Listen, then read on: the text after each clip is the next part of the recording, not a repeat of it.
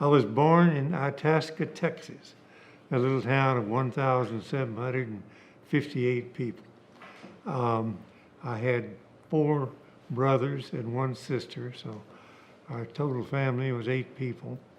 All 5 of the boys in our family were in the military. I went to school at Itasca, Texas. We all graduated from there. And I watched them go into, my 3 older brothers went into the Army Air Corps. And I was still trying to graduate from school. They were in the 36th Bombardment Squadron that was being transferred to the Philippines. Now, this was up in 1941. And on the way to the Philippines, they were on a ship, and the Japanese bombed Pearl Harbor. The ship was just 1 day out. Of course, back home, we didn't know what had happened, and we didn't hear from them for a couple of weeks. We got a telegram that they had made their way back to San Francisco, and these were both of my older brothers, and they transferred over to the cadet program, and because things had happened so suddenly to everybody, they didn't have the training schools at that time to take care of all the people, all the recruits that wanted to be pilots and cadets.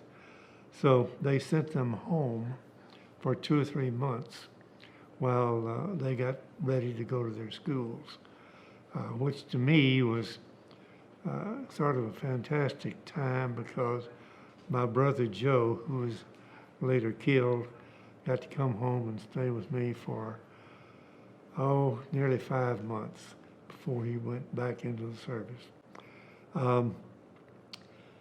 Every kid I knew wanted to get into the service. They all went to recruiting offices, all the way from 14 up to through 17.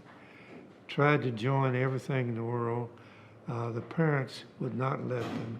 My father would not let me go into anything. I wanted to go in the Army Air Corps, I wanted to go into the Marines, Navy, and so forth. It just wouldn't happen. Well, because I had 3 brothers at that time who were already in the Army Air Corps, and people were beginning to get killed, and we were beginning to get those telegrams. And my father thought he could keep me out. However, the draft law picked you up at when you got to be 18, and I knew this, and he did too. So I kept going to recruiting offices, and 2 weeks before I was 18, I brought home some papers from the Navy and the Coast Guard and the Marines wanting him to sign for me. He looked at them and said, okay, you can go in the Coast Guard. Well, he didn't know what I knew about the Coast Guard, but I went to Jacksonville, Florida, to boot camp, and the Coast Guard at that time was under the Navy. They had been given responsibility for the amphibious forces.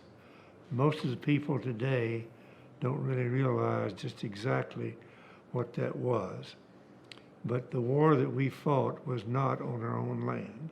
Consequently, we had to go and meet the enemy either in his territory or some territory that he had conquered.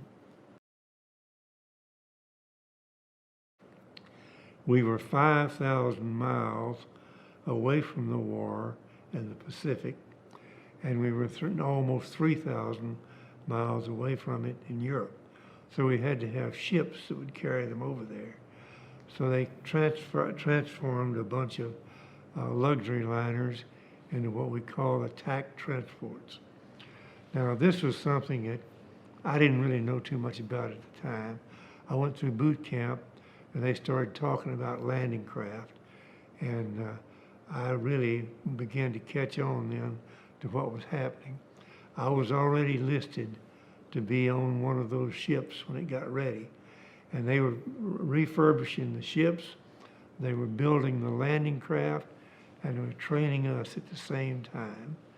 And that's how well thought out these people who were running the war did it. I got right out of boot camp.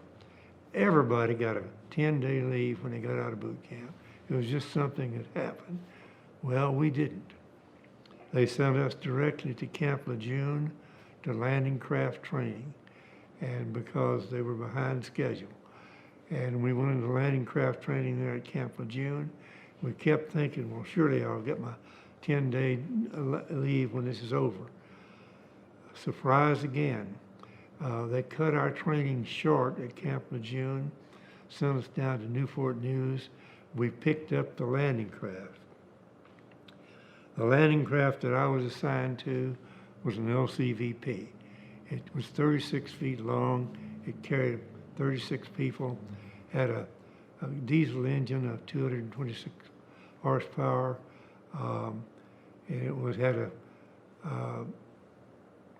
I would say, a speedboat bottom to it. Otherwise, it looked like a long cracker barrel with a ramp on the front. We got those new boats at Newport News, went out into the Chesapeake Bay, and our ship was coming out of dry dock, just finished. Hadn't even had the shakedown cruise yet. They hoisted us aboard.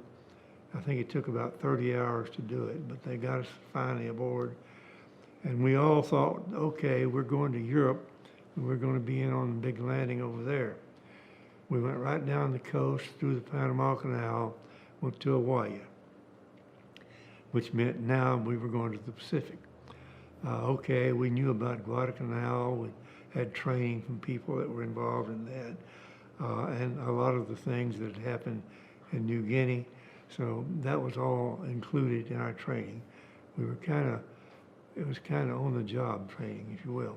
It was so fast that when we got to Honolulu, the ship that I was on was the APA 36, Attack Transport, APA 36. And when we got there, the exec and the skippers got together and said, look, you know, this crew is too green. We can't go into the next operation with them. So they transferred half of us over to the USA or USS Arthur Middleton.